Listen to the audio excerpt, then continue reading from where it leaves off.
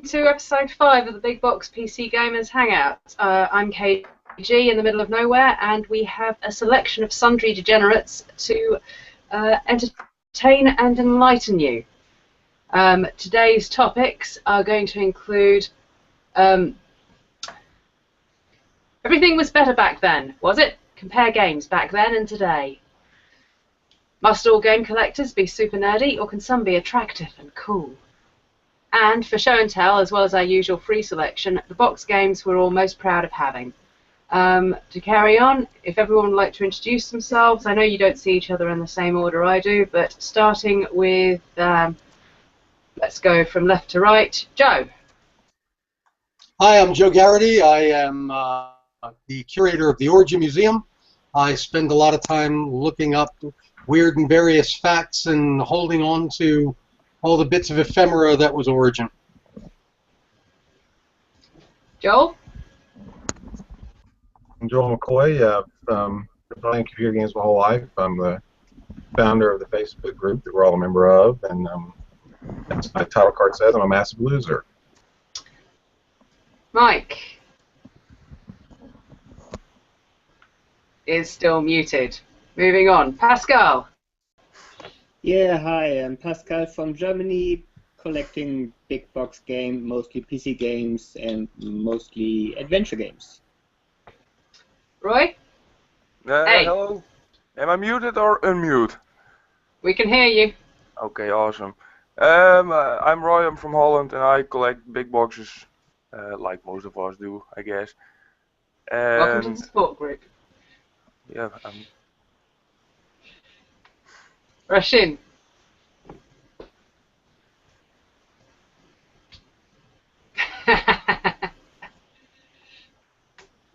I think that's intro enough. Hey, what's up, guys? I'm Toast. Hey, Hey. Dr. Retro. Yeah, my real name is Shu, but you guys can't pronounce that. I have a YouTube channel, Retro Game Collector, but for some reason my camera is not working. Well, that's my main thing on the internet, my camera. Collect pretty much everything that has to do with video games. And also big boxes, of course. Stuart, are you there? Okay, no he isn't. Right, let's start. Does anyone have a big box game they're really proud of having in their possession? Show of hands, please. Okay, Joel, hey.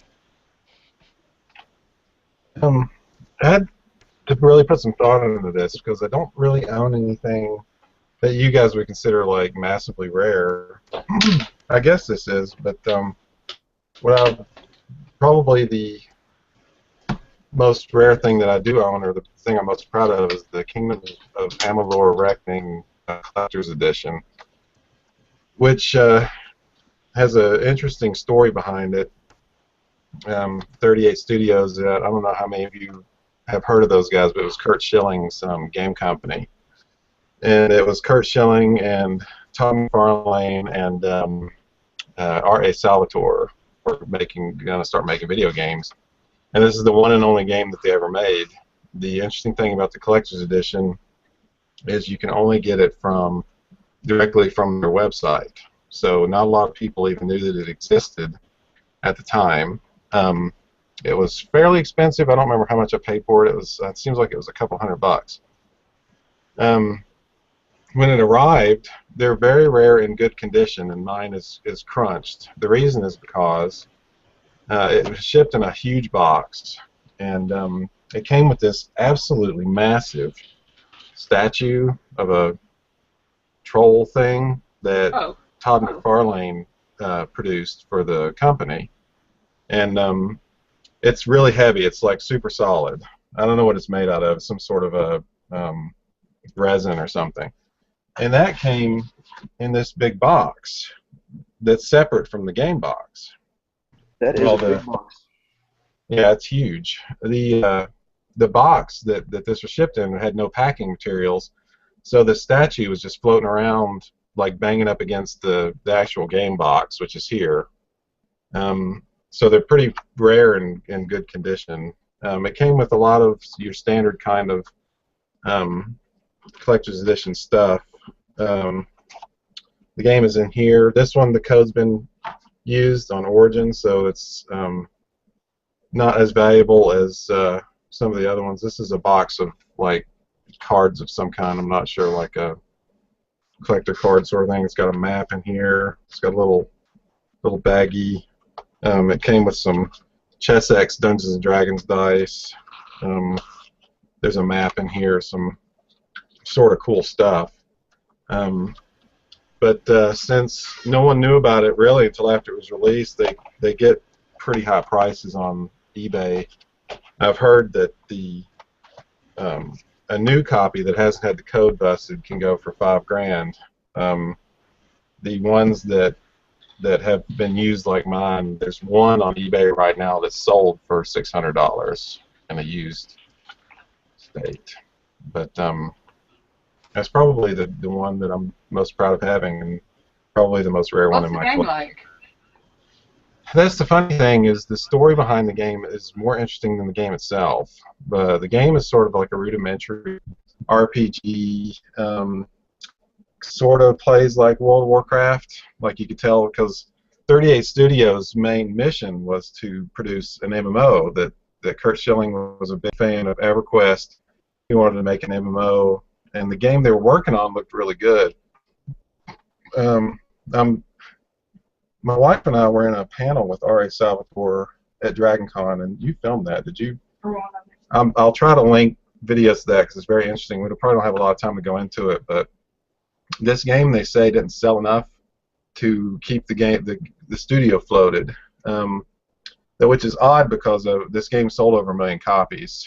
So there's a lot of money shenanigans, like Kurt Schilling owes the state of Rhode Island millions of dollars and all kinds of crazy stuff. The story is fascinating. I'll try to link it in some stuff about it in the group. But the game itself is like just kind of okay. I mean, I never really finished it because it wasn't that amazing that I just wanted to go nuts with it or anything. But it's an interesting piece. The collector's edition is an interesting piece.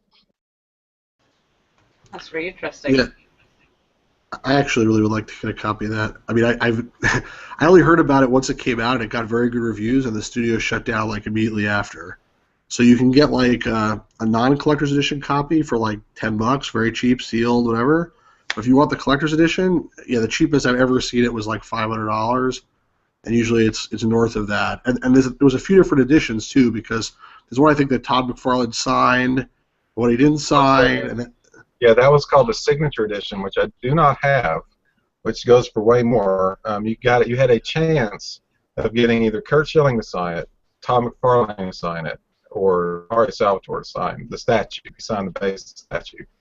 The problem with that edition is R.A. Salvatore and Todd McFarlane are both extremely available, and for the most part, for autographs. So people take the statues to conventions and get them to sign them, so there's more signed statues out there than there were versions of that released. So you don't know if you're getting one that was originally signed. The Kurt Schilling one, oddly enough, was the one that no one wanted, but it ends up being the most expensive one after the story blew up, because he's like the face of that doomed company. So everyone wishes they had gotten a Kurt Schilling signed statue.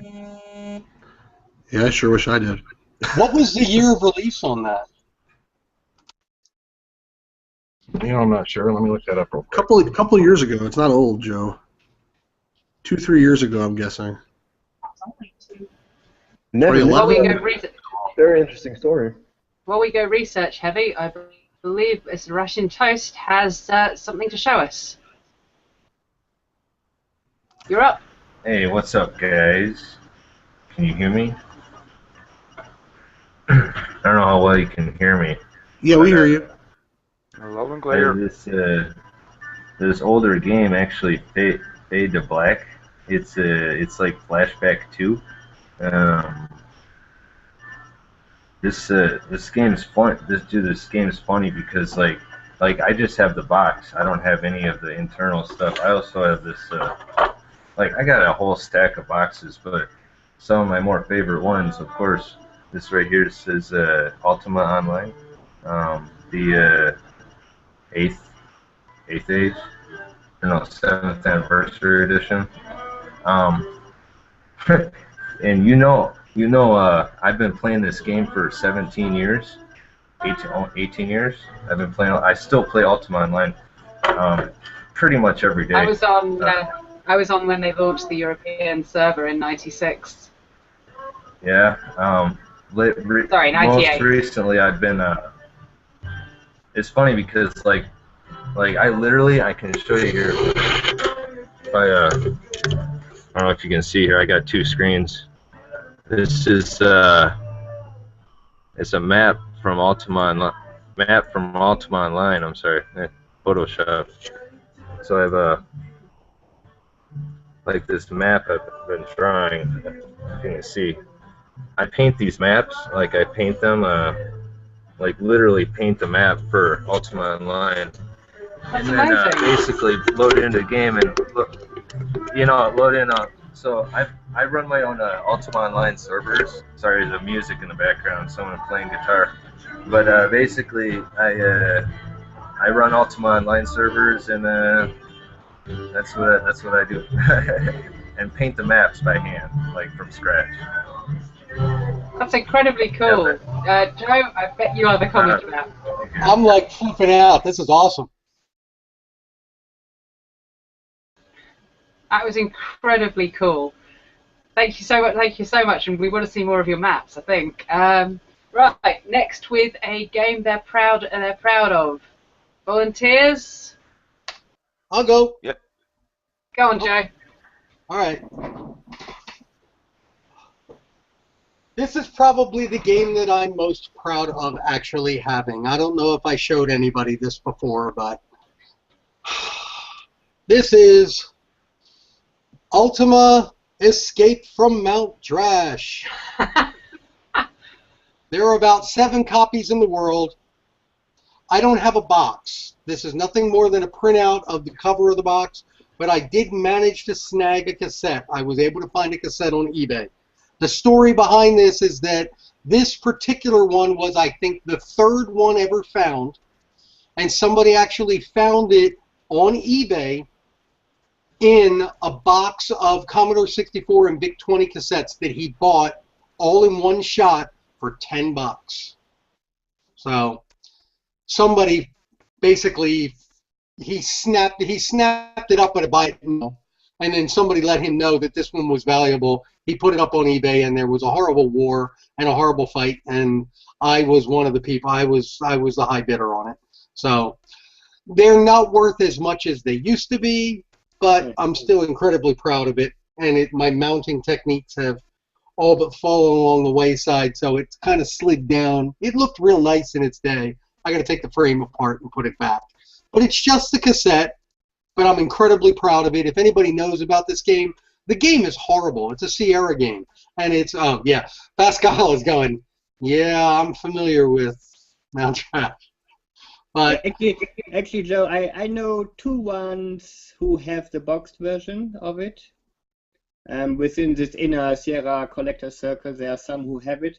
And the last one who got his one from eBay paid like around $3,700 for it or something like that. Mine was not nearly that much. Mm-hmm. That is so incredibly rare. I'm just happy that it's not an adventure game. Otherwise, I was looking for it as well. But I'm not interested in having it in my collection. But this is one of the holy grails here you can look for. Yeah. Yes, it is. There's a great story behind it too. Literally, the story of it is that Sierra originally held the license for the game when Garriott was working hard to start Origin. After he had left Sierra, they still owned the license for a while, and they said, could somebody please make a game? And they asked Garriott's friend, who was still working for Sierra, and they wrote up this whole story about the evil Garin Trots. Those are the kings that you have to defeat, the Garin Trots.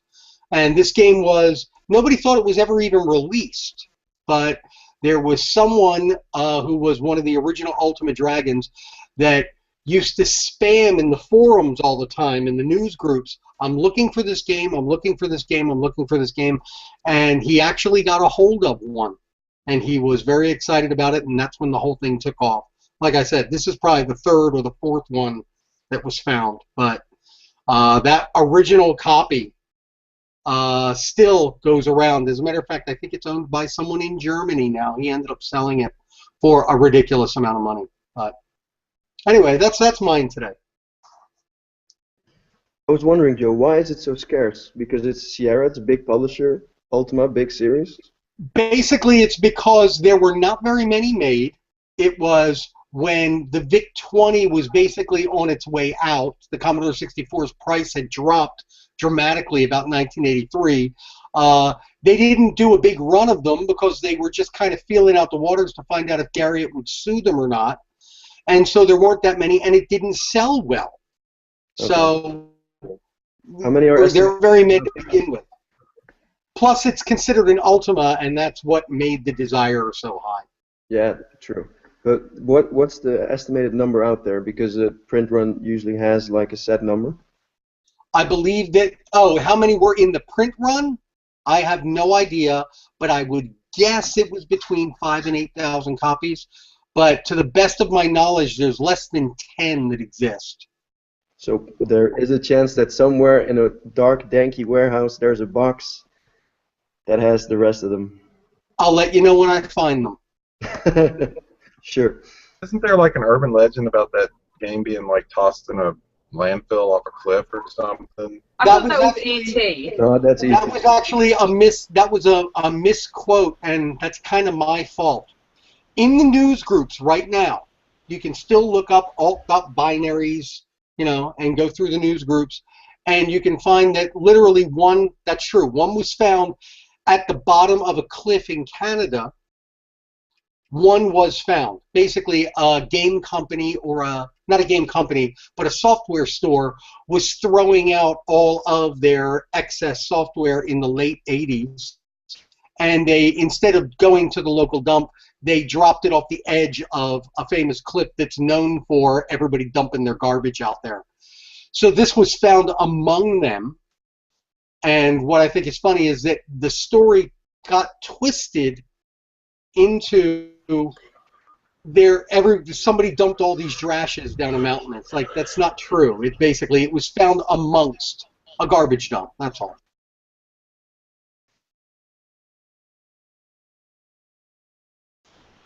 I'm going to jump in with the game I'm proudest to have. It's not because I have anything particularly rare. My collection, while having some interesting items, pales in front of Joe's or Pascal's or most other people's.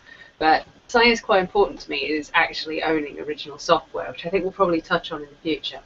I grew up in Cyprus, and there was no copyright agreement. So what we had were game stores selling these. This is a bootleg. This is a bootleg of Larry 3. It is a big box bootleg. It's painstakingly made. You've got floppy disks, nothing too exciting here. Then you've got, this is the copy protection sheet. Someone literally hand copied all that stuff out. And here is the photocopied version of the None Tonight Tonight magazine that you got with the game. I think that's all the copied stuff. These are my own backup discs, and I've got some notes. And here's a similar box of Quest for Glory 2. I guess they had someone in the US who was posting over the stuff, and then they color photocopied and made up these boxes.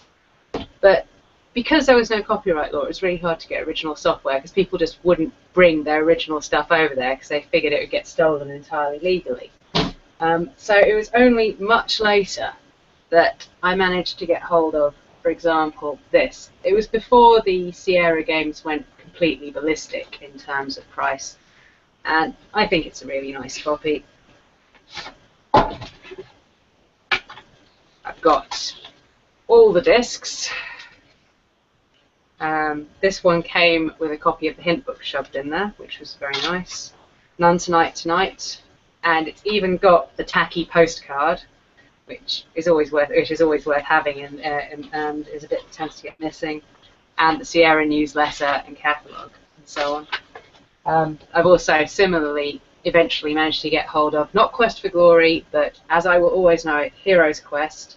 I don't seem to have Quest for Glory 2, or at least I haven't found it in my boxes yet, so I thought I'd got a copy, but I may not have done, in which case I'll be attempting to find one.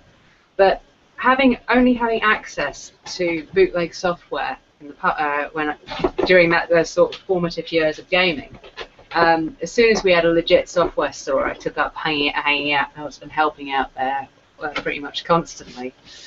But it's really given me a great value, particularly for big boxes, particularly for all the stuff you get. And sort of only having the option of bootleg software, I think, really makes me treasure original software a lot more. It makes me rather sad that we've lost the big box ethos. But I do love the effort that went into these bootlegs. What were the prices of the bootlegs in Cyprus? Do you recall? I honestly can't remember. They weren't ridiculously exorbitant, but also working out the exchange rate's a bit weird because the Cyprus pound was worth something like £2 British and $4 US, so it's hard to convert. If I find one with a price on it, I will let you. Oh, there we go, 16 Cyprus pounds. So that would have been the equivalent to. I'm not entirely sure about the dollar conversion, but that would have been. Yeah, that would have been like new software prices, new legitimate software prices equivalent. Except, of course, once they started bringing stuff into Cyprus, the price actually doubled. So they just went to using the British pound price. So everything got more expensive, but it was totally worth it. So cool. That's cool. That's incredibly cool. Who has something to show? Yeah, I got Thing you're something, most 'cause I proud of. got my camera working. Awesome. Yeah. One of the first things I got when I started collecting PC big boxes, I'm a big fan of the Little Big Adventure series, and that was the reason why I got into PC big box collecting. But when I started, I had no clue about rarity. I had a lot of Nintendo, a lot of Sega, etc., but no clue what PC games were rare. And I was talking to a friend of mine in the UK who goes to car boots. And he said, well, I pick up a lot of PC games. Are you looking for some particular items? So I just named the games I had as a kid. Well, I played Doom, I played Wolfenstein 3D, I played Commander Keen. I want all of those in the original boxes. Well, it turns out those are all pretty rare. But a week later, he contacted me and said, hey, well, I found something at the car boot for you. And it's one of my most prized possessions. It's the UK release of Wolfenstein 3D, and this is, as far as I know, the only release that has actual swastikas and Hitler. There he is. Having lived in the UK, they have an undue passion for Hitler. I mean, the History Channel there is basically nicknamed the Hitler Channel. If it involves anything about the Second World War, they're nuts for it and all the symbolism. Yeah. Yeah, but everywhere else they didn't have the Nazi symbols, and even the German release had the Nazi symbols removed, I believe. But yeah, this is the only version that has the actual main bad guy in the game. And that same week, or the same day, he said, well, I have Wolfenstein 3D for you, and I have something else that's a part of your childhood for you. And I didn't know it was ridiculously rare because you couldn't buy it in stores. But he also had this one. The original not shareware, but the original bought version from Doom, and nice. you could only get this by mail ordering it directly from ID or IT. I had no clue. I was just very happy to have Doom and Wolfenstein, and later on I found out how hard to find these are. And I have some more rare, really rare PC games, but those combination of rare and the childhood memories I have with these games makes them most special to me. Yeah, those are pretty special. Pascal, turn your mic on. Very cool. Thanks a lot, KJ, for the hint. I'm still looking for the UK version of Wolfenstein, and it was on eBay a few days ago. It was? But the seller removed it. Already a few guys were bidding on it, and he removed it. And I was in discussion with him, and he said, he had some. I didn't believe him. He said like he found out the discs were not working, and he don't want to sell a game where the disc not working and stuff. So that's bullshit. Other guys contacted He totally had a higher offer. Yeah. He later told me that he got a lot of offers for the version, even though the discs are not completely functioning.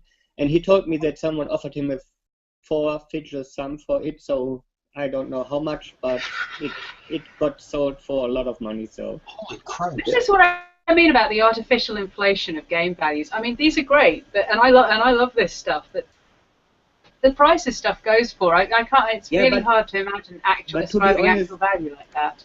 It heavily depends, to be honest. I'm watching a lot of games I already have in my collection to see if they show up, how much do they cost if they show up and stuff. It really, really depends. There's a game, if you take Soft Porn Adventure, for example, it can sell 1 week for like $1,500. The other week, it may be sold for only $300, $400. So what it is worth at the end. It only depends if there are 1 or 2 crazy collectors at the same time willing to throw in as much money as possible just to get it. But it's worth what people pay for it. It's really hard to tell what it's worth. Yeah. I had an example last week. I'm also a big PlayStation collector. I was looking for one particular game to finish my PlayStation collection. Popped up last week, and I immediately side bid. I emailed the guy, listen, I'm going to give you $200 or 200 euros for it right now. He said, well, yeah, of course. So got taken off immediately. Probably I overpaid, probably by even 100 euros, but still, I now have the game, and that was most important to me. So maybe with the Wolfenstein guy, it was the same. You probably didn't overpay. You probably underpaid, actually. Because, I mean, if you thought you were overpaying, you would have waited. But you thought that maybe someone's going to pay more, that's why you were trying to get it as soon as you can, right? Yeah, well, for me, it was mainly, I've been looking for that one for 3.5 years. I can spend the money, and I don't want to wait anymore. I want to complete the set. So, yeah, well, fuck it. Here's 200 euros. I want my Tekken 2 commemorative disc. Tekken 2, okay. The Wolfenstein that Pascal mentioned, I saw that on eBay also, and it was like €1 or €2, and then it was taken off. It was very cheap when it was taken off. This guy that was offered a lot of money, that could have been €50 for all you know, or £50, whatever it is. Like at the end, that was a lot of money because these games were worth $5 or £5, £5, whatever you want to call it. And really, somebody was willing to pay £300 for it. So. I typically don't do these things where I contact the guy off site just because I hate when people do it when I'm looking at an auction. But I'm not criticizing you for doing what you did to get your Tekken. I understand, but it's a tough. There's two sides of it, I guess. It's tough to. Yeah. I definitely agree with you, and I think it's the second time I've done it in the last 2 years. But for this one, I've been looking for it so long, and the problem is a lot of people know that I'm looking for it. And I'd rather just pay $200 now and get it than have it artificially driven up because people know I'm going to go for it. Yeah, I can totally understand that. Yeah, you probably have the same thing, Joe.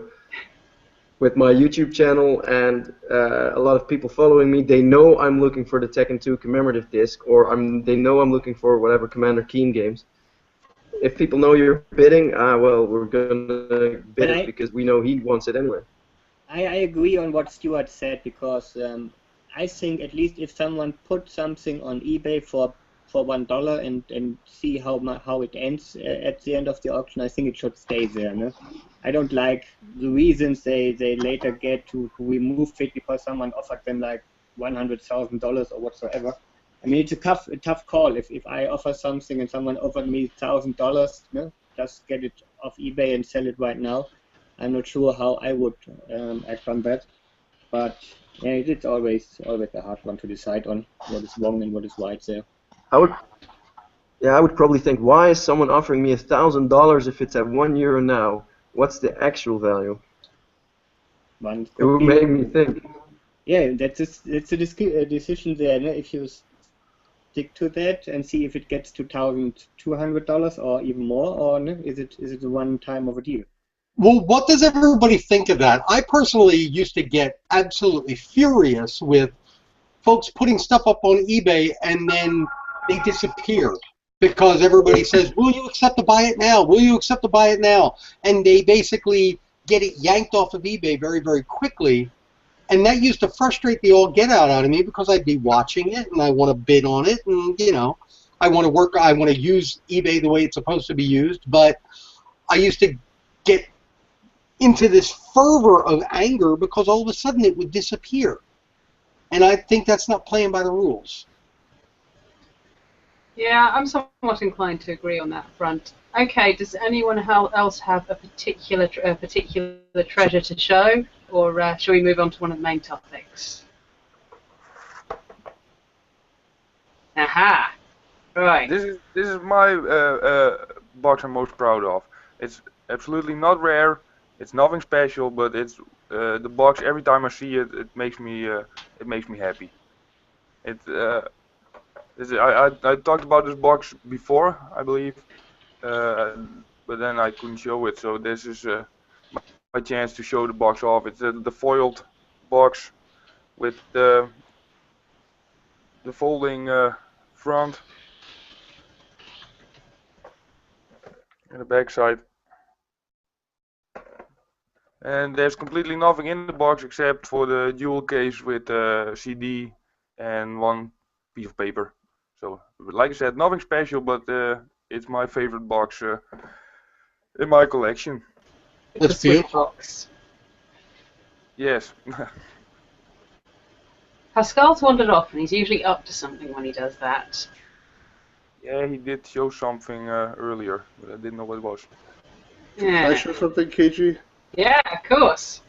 So I just want to say, first of all, I'm not proud of any of my games because I don't like that word because it's not like I did anything with the game or anything like that. I just like bought it. But in terms of what's my favorite, I also love all my children equally, so I can't like pick a favorite. But I'll just show something that's somewhat rare.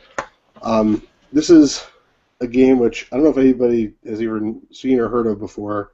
Because I only saw it one time, which is the time it ended up in my collection a while ago. It's a Is this text another one of those adventure. adult games? It is not. Just every game that has a woman on the cover is not necessarily an adult game, but it's a text adventure for the IBM. It says IBM version on it, and basically it's a text adventure that was made in 1984 in a box. It says. You get an inheritance, which is a painting of a beautiful woman and some obscure note, and then a stranger we're talking about. Soon after you take delivery of the picture, a stranger comes to your home offering to buy the picture Earthly Delight for $75,000 cash. This makes you suspicious, and remembering your uncle's note, you flatly refuse to sell. The next night, you're asleep in your bed, and someone tries to break in, I guess, and steal it, and then it's some intrigue. So that's what happens when you don't sell your Drash or whatever with Joe. So keep that in mind. But anyway, it's just cool because it's a game from 1984 for the IBM PC. It's pretty old and it's an adventure game, and I don't see anybody ever talking about it, or I don't see it ever for sale. I don't know if it's out there or not, but anyway, it's cool. I've never heard of it. I see some developer credits on it. Yeah, well, it says by Roger Webster and Daniel Levitin. I never heard of those people.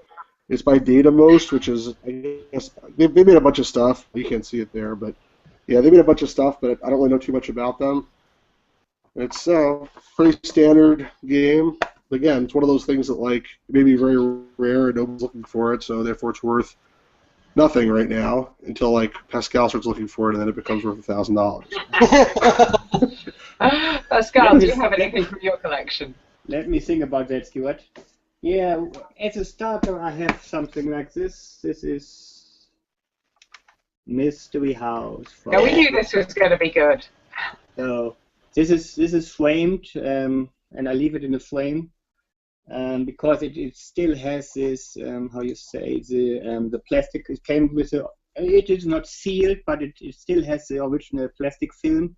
So it was opened carefully, and it is complete with everything, with a disc and registration card and another card with some information on it. So, as I guess most of us know, this was the first graphical adventure game. done by Sierra back in was it back in in the 80s, 1980. Was released in May 1980. First graphic adventure game of the world. If a PC game can be sexy, that's one that is. Yeah, actually, it was no PC game, but on the other things I agree, Joe, of course. Yeah, I got all the funny things. This one is labeled as Highway Adventure 1, as you can see it maybe somewhere over here. So it Highway Adventure number 1. There is a Highway Adventure 0 available too. This was Mission Asteroid, but it was released after Mystery House. So Mystery House is labeled as the first graphic adventure game of the world. Is there a reason why the numbers were reversed? I think I've read something like they started developing it and Mystery House was finished earlier than Mission Asteroid, I guess. So they just stick to that. I think it was supposed to be like a short introductory type game. I think I remember hearing that. It was like not a full-fledged, full-size adventure, and therefore they called it number 0. And I think they bundled it with some of the other ones at some point, and they had a lower price point or something like that. Now that Mystery House, Pascal, that's called a large folio. Is that correct? You mean the folder thing or what? Yes. The size? Yeah, I know it just as a large folder. I'm not sure if you call it otherwise. I think that edition is they call the Sierra Venture folder, right? That's the Sierra Venture one, right? Exactly. That is, Sierra had different names back then for the company. This was the Sierra Venture release. It was not the first release of Mystery House. You have smaller folder releases available. There are like 2 or 3 other smaller folder releases available. They come just in a plastic bag and were sold by Ken and Roberta individually, driving to stores, hand them a few copies and sell it on that way. So this is actually like the 3rd or 4th or so release. But the other ones are it is incredibly hard to get a Mystery House, and the other ones, the smaller ones, are just incredibly rare, and there's even no chance to find one. I'm not sure how to do that. I know a few collectors who have one from the earlier versions, but of course they stick to it. They're not willing to sell it, and this would be pricey, I guess, if someone tries to do so. How much was this one? Actually, I didn't got that one on a single base. I was very lucky that I got one of the huge Sierra lots that was out there a few years ago. So it was a lot of games, which like over 30 games in it from the earlier Sierra games. And that lot was like a bit more than $3,000, but compared to the games, it was like nothing. So it was like I have like $100-something per game, and there were all the Mystery House and the Highway Adventure games from Sierra included, and a lot other rare ones, a complete time zone in box and so. And I sold all the other non-adventure games I'm not interested in, and I reduced my price for the lot by that in a heavy way. So this was really a great deal, I think. I'm not sure. Sounds like a good deal, yeah. Back then it was. It took me a while to get that money that quickly. That was another story, but I think this kind of nicely segues into our main discussion point for the day. Everything was better back then, but really, was it? You've got a lot of differences between gaming now and then, not least of all because of the kinds of budgets that are involved. A AAA game these days is likely to draw in more profit than a blockbuster movie, and so the priorities have changed. The audience has changed. In a lot of ways, the audience is more egalitarian, more spread out, because there used to be a bar of both wealth and technology to access games, which may have sort of affected the audience as well as the available technology to make the games, having an obvious effect on the way they were designed. certainly design was a lot tighter in the past. Or if you just look at the fact that your classic games, your Wolfenstein 3Ds and so on, fit into less than 5 megabytes of disk space, well less than 5 megabytes of disk space, as I recall. Even when you take into account the low-res graphics and sound of the era, that is some efficient coding. Now everything sprawls. My housemate just downloaded the 80 gigabyte client for Elder Scrolls Online. So you've got very obvious differences, but I think the efficiency of design in older games is really what stands out to me. But I think everyone has their own take, positive and negative. So, opinions, please. I find that I kind of, in a way, enjoy modern gaming more than the old school gaming experience. Not so much in the big box capacity, because we all love the stuff, and in a modern sense we're missing the stuff. But as far as actually playing the games, ever since the Xbox 360 generation ended, or began, I should say, I find myself finishing more games than I ever did before. The reason is because their storytelling and their pacing all got a lot tighter. These folks started hiring people like writers and cinematographers and things that studios back in the 80s didn't have the money or the ability to hire these folks.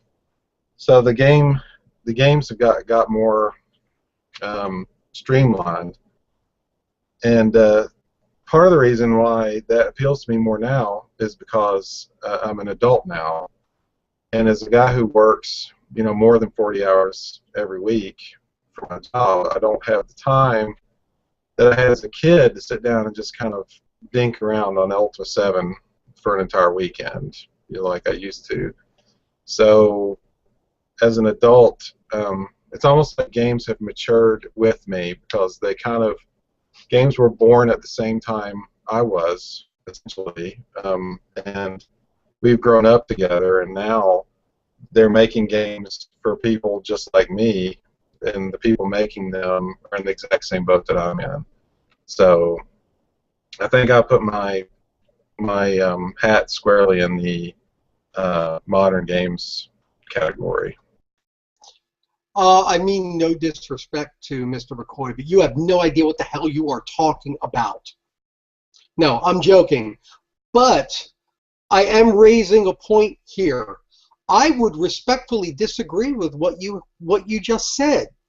I come to believe that games from a while ago had more depth. There is a group of series that have a lot of depth related to them, but they're few and far between. Most of the games that I enjoy because of depth of storyline are like the old Ultimas and Wing Commanders, and yeah, perhaps they were not written by professional writers, and there's a running gag about Wing Commander that, who was the traitor, because it was a traitor in every single one of the games, But I personally...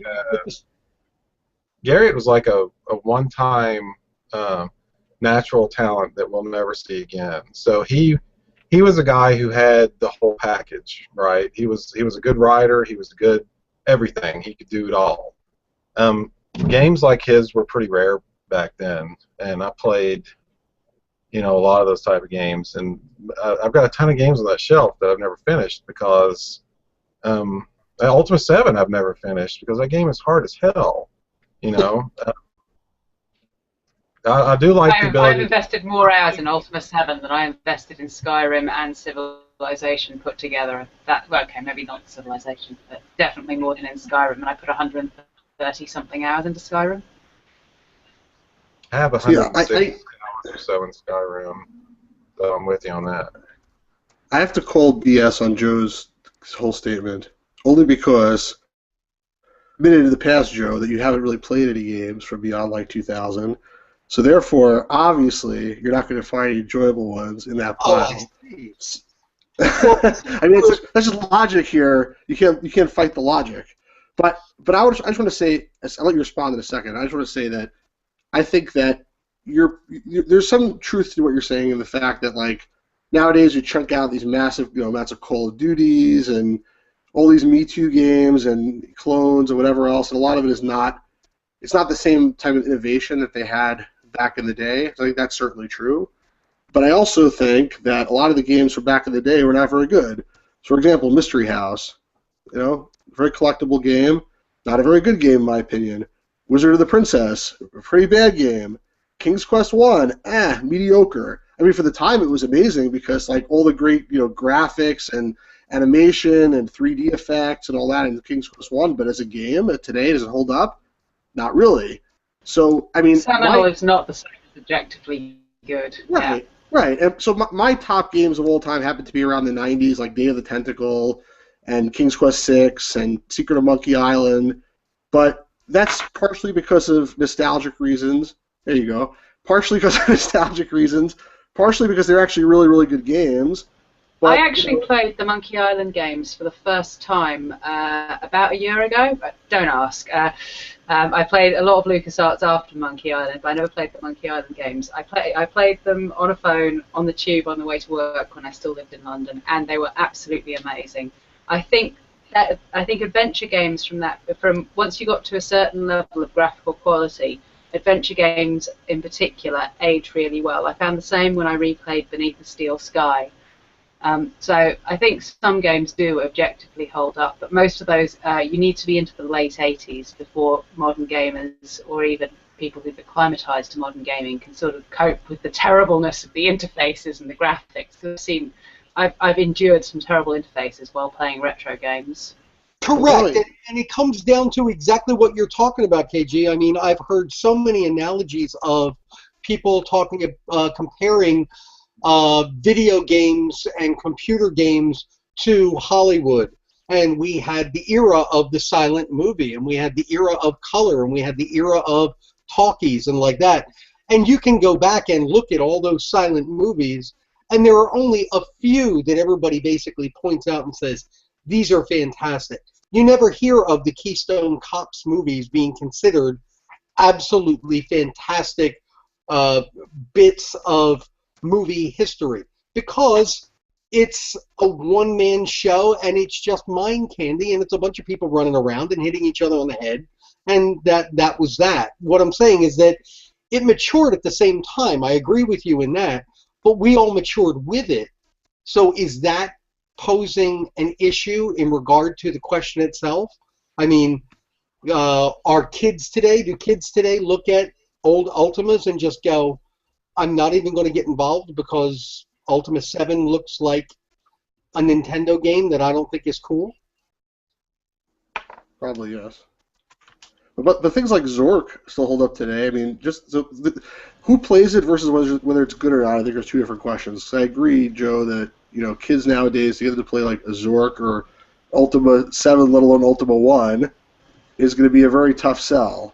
But it doesn't mean they're not good games.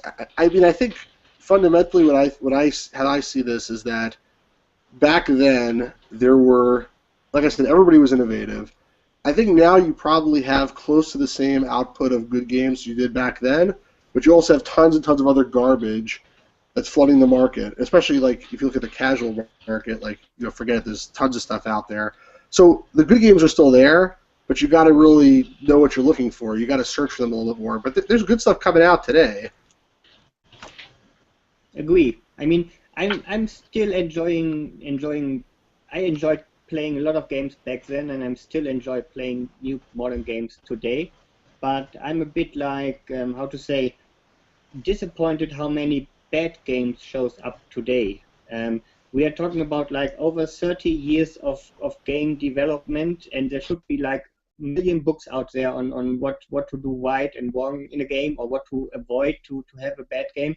There are so many games that are disappointing me, and especially in the adventure game genre. And that is where I think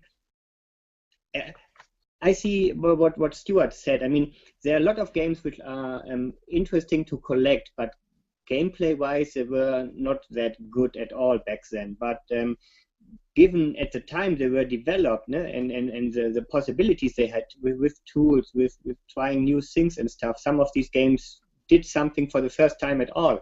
It is hard to compare, to say which game was good or bad back then and is good or bad nowadays. So it's a bit hard to say. How can we say something 20 years ago is it better compared to a game today? Yes or no? That ends in adventure games. I liked them a lot back then. If you did something stupid, you died.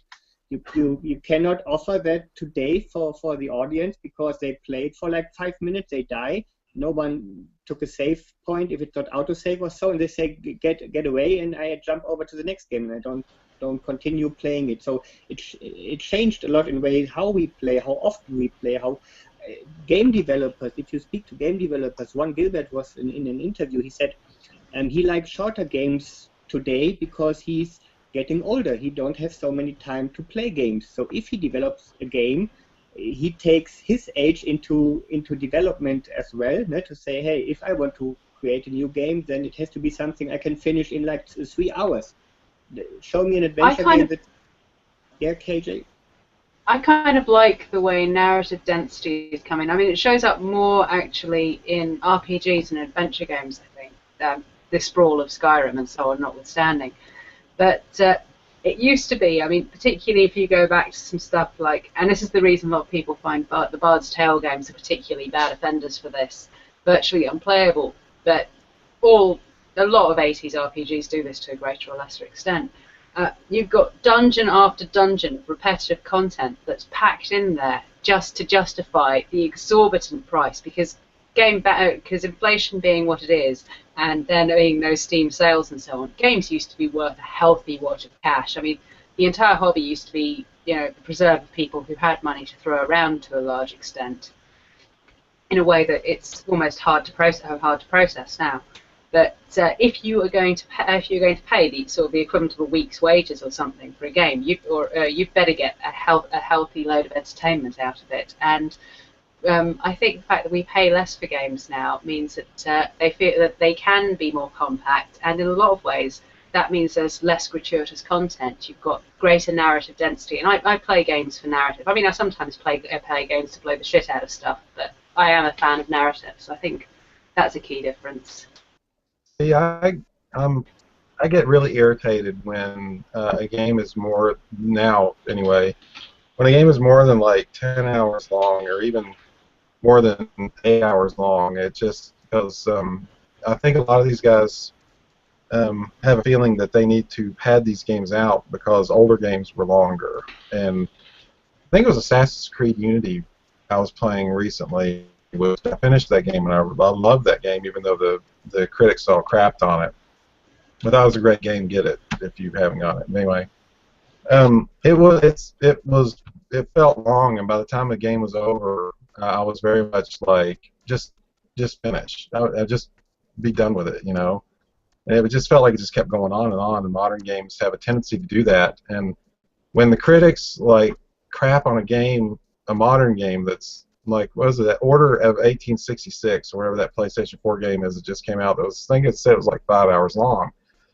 And then they were all crapping on it for that, and I looked at that and thought, okay, well that actually sounds pretty good to me. I think more criticism on that one was that it had fairly fairly bland background. I haven't played it, let alone reviewed it. Most of the reviewers I know criticised it for being fairly bland in terms of in terms of its storyline in particular, or rather incoherent. It had good moments and some good scene setting, but some fairly bland aspects of levels and a storyline that never meshed together. But it still looks like an interesting game, potentially.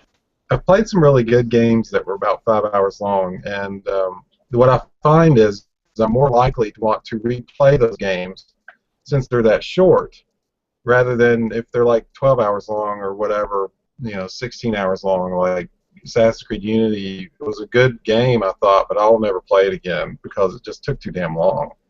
Yeah, but I get your point, but I would say it really depends on which genre we are talking about. I mean, if I see modern adventure games, they are like 5 to 7 hours. The story is not really developing. It is the character is so there's no depth, like Joe said before. There's no depth in the games, and I want to go into the story. I want to learn about the characters, the background. No? I want to have a story that develops through certain steps, and so. You don't find that for my opinion, I haven't only played a few short games where I say really that was done very well there, where they had enough time to let the story develop. I agree on other games. Work. I don't want to. Alcatraz, for example, was quite a good example. I Alcatraz. can't recommend the Telltale that Wolf game that they did that was based on the Fables comics, which is a modern day adventure game. The way I know Telltale comes up a lot, especially in the Sierra groups, because they're kind of carrying the torch of modern adventure games at the moment.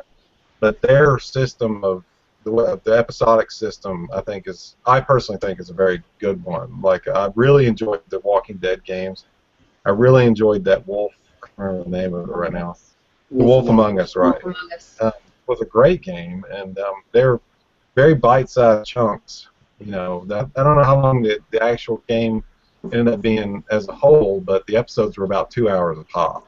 The Sam Max games work well as episodes, but I think it's interesting the way, I mean, this is going off the topic to a certain extent, the way Telltale's left aside the standard adventure format like they did in Sam and Max, and I don't really call them adventure games. Move to interactive movies. Exactly. Yeah, I think the thing is the game could be 10 hours or 40 hours, but the problem is when it's 40 hours because they pad it out. Yeah. So in the case of adventure games, they put in some really hard puzzles that nobody can figure out. And you're stuck on that one puzzle for 5 hours. So you look at that's well, to me that's not enjoyable 5 hours. The first 15 minutes is enjoyable, not the other 4:45, right? And in RPGs, they do it by just padding it out with fetch quests and grinding and all sorts of other nonsense, which I personally can't stand. If the whole thing is 40 hours of a really great story, then okay, I'll just I probably also prefer it shorter, Joel, because I agree with you. We're older now, but I can sit through the 40 hours in chunks. It doesn't have to be all one shot. We do 2 hours here, 2 hours there, as long as it's entertaining. But if they're just stretching it out, then who needs it? I like a well-done sandbox, and that kind of sort of necessitates length. But I think the thing with a well-done sandbox is you should have a main quest that's probably in RPGs should be sort of 20 to 30 hours. But you want to have sandboxy elements that don't affect the progress of the main quest. I think although its leveling needed to be patched badly, Elder Scrolls Oblivion was a particularly good example of a sandbox game with an objective that you could finish quite quickly, but you could spend hundreds of hours, which I did, going off and doing the side quest without really affecting your route to the objective. But again, that's a genre-to-genre thing. You couldn't do something equatable in an adventure. So one other point I want to make about games today versus back then is that back then the games were basically made by first one guy, like an artist like Richard Garriott, or then it became like 3 guys or 4 guys or 5 guys, and they could afford to take risks and do whatever they wanted, and if it was good, it got good reviews. If not, it got bad reviews. Nowadays, the gaming industry is like the movie industry, where every game costs tens of millions of dollars to make, except for some indie games, which is trying to get back to that paradigm. But all the big titles, they cost huge amounts of money to make. And in the movie industry, I mean, I took some classes on this in school, and like basically, they according to what they said in the classes at least, the producers have no idea what's going to be a good movie and what's not. They don't say like, okay, well, based on my experience in movie going, I think this movie will be good. They have a feeling, but they don't act on that. They just say, okay, we're going to have to fund 10 movies this year. We know that one of them will be a blockbuster, 2 of them will be okay, and the rest of them will probably all suck. And we don't know which ones they are, so we're just going to fund them all, and we'll market the heck out of all of them. But in terms of which titles we pick, we're going to be safe. So we'll go for the sequels. Like we think this number 2 will probably do well because number 1 did well. And this one is very similar to this other movie that did well, so it'll probably be good. And it's basically the same thing in the game industry nowadays. So even if you're making a really good game and you don't have the publisher marketing behind it, you can't have like the polish that you need to make it really super good like maybe it was before, 20, 30 years ago. You don't have the marketing to get it out there. I think that's the real challenge nowadays. Not that there aren't good games, but it's hard for the good games to float to the top and get that extra level of polish to make them great games. I have heard developers talk about that a lot, especially over the past 10 or 15 years. But what you end up finding is that another level comes in where people jump on that bandwagon but have no intention of making that classic game in the end. They end up just putting out more garbage under the auspices of, remember back in the days when games were good and blah, blah, blah. And then it's another pile of manure on top of the old one. How do you guys think the indie game scene's sort of tying into these differences between game dev then, game dev now, and how people are interpreting stuff? Because you get a lot of crappy, look, we're using gratuitous JRPG-style pixel art, which I I'm want to getting know what Rasheen thinks. I want to know what Rasheen thinks about that because he's a game developer. Unfortunately, he just had to go talk. Hang on. Rasheen, are you still here? Tell us about your game dev experiences on this front.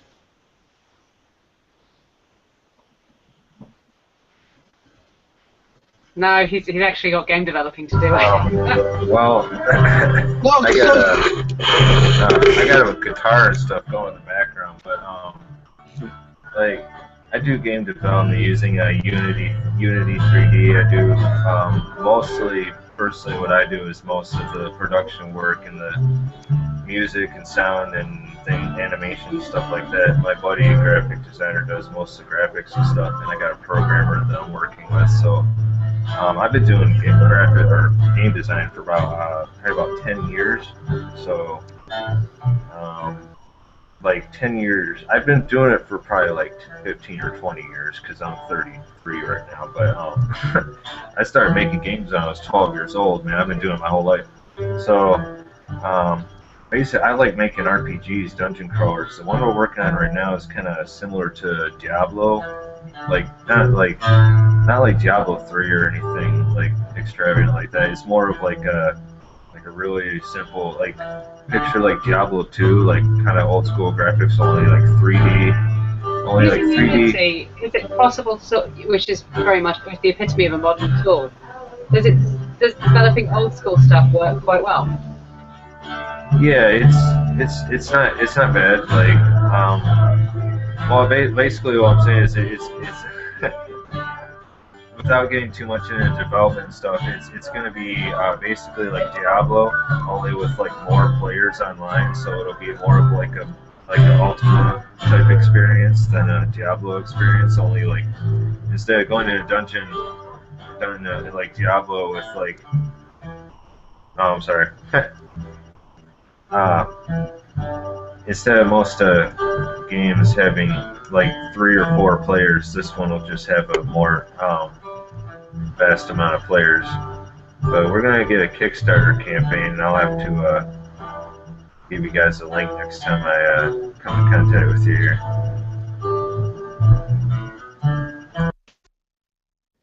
One of the dangers of the indie scene is, or what's going on right now, is Steam, which is the modern marketplace for games, is like chock full of shit, to put it bluntly.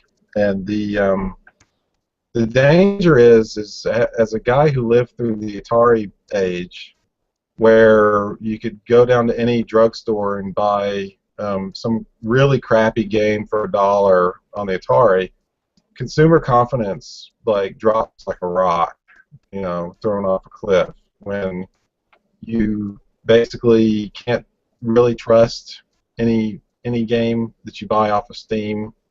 I can't tell you how many. I've got 500-something games on Steam that are indie games that I've gotten mostly from Humble Bundles or special deals or whatever, and most of them I would never play because they're just terrible. Steam's just full of this stuff, and if we don't like rein in the quality of this stuff, we could see another market crash. Yeah, but I guess this is a problem of nowadays. Everyone can develop a game even without skills at all. I mean, if I want to put together a game by myself, I can do that on a weekend. without any skills at all. I had some programming background back then and so, but I can do it. I can use some easy tools, stick together something, free sounds, free animations, free whatever, do a game. And even if I'm lucky, I can put it on online somewhere to get at least a few bucks out of it. But I wouldn't try to do, but that's another story. The other But thing you is can use simple tools to make good stuff. I mean, for example, I suppose the homebrew interactive fiction scene is a good example, because you've got people using TADS, which is quite simple, or even Twine, which I know is just choose your own adventure, but you have got some fairly quality stuff coming through it. So simplicity of the tools isn't per se a problem, I don't think. No. Yeah, totally agree with you. But just to say what Joe said before, and there's so many bad games out there, and I totally agree. We have the internet, we have the App Store, we had everything. App Store changed a lot from my perspective on games. Mobile gaming was a huge topic. App Store introduced it, so the players who decide how much they play and how much they pay for a game. I mean, this changed a lot to the App Store, because if I think about some adventure games, they are available in the App Store as well. They are not comparable price-wise if you put them in the App Store for a price that an adventure game normally would cost. So if they want to have the game in the App Store, they have to go to a lower price level. That means they are not able to develop a game maybe they would like to develop, content-wise, gameplay-wise, whatever. So this changed a lot as well, and I'm not so happy about that situation too. But what I like is talking about indie scene or so, companies like Watch It Eye Games or so, if they put in the old spirit graphical-wise, so pixelating it and put in an interesting, great story. I really enjoy the game so far. I really like them, and I hope that we see more from them, and I like that they continue that as much as possible.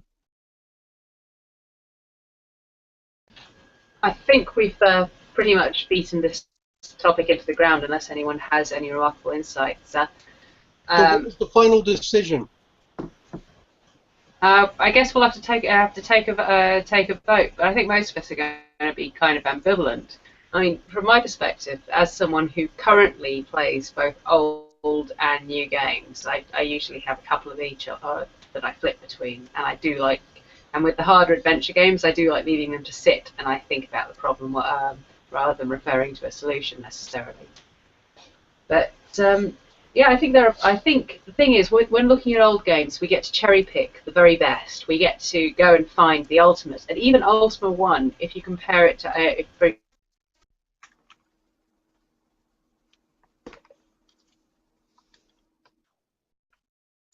I hope we didn't lose her.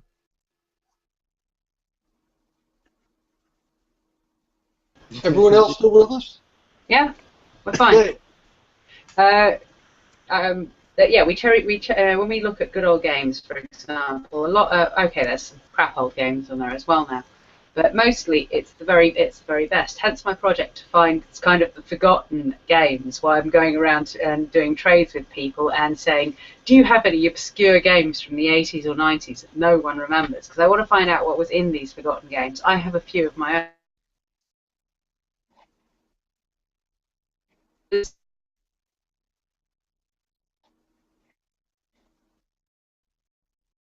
And just as and in 10 years' time, it's the good games from now that will be remembered.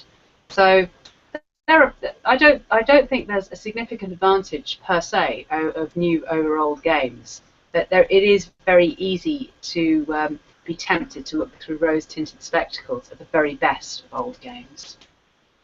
Anyone else? Closing thoughts? What do you guys feel? Are old games better than new? New games better than old? Stuart has a thing. I'm just cleaning up here. I'm trying to put my stuff on shelves in the secret mission. But anyway, no, I agree with you. I think there's some good stuff, and there's some now, and there's some good stuff then. I think as a whole, like, my favorite games of all time are mostly then. But I think it's probably because I play more games then than I do now. I think if I play more games now, I'd have more games that I really like now, like Shadow of Destiny I mentioned in the past is not that old, and it's a really good game, an adventure-type game. Well, it's not a classic point-and-click, but there are other good ones out there. You just have to play some games and find them.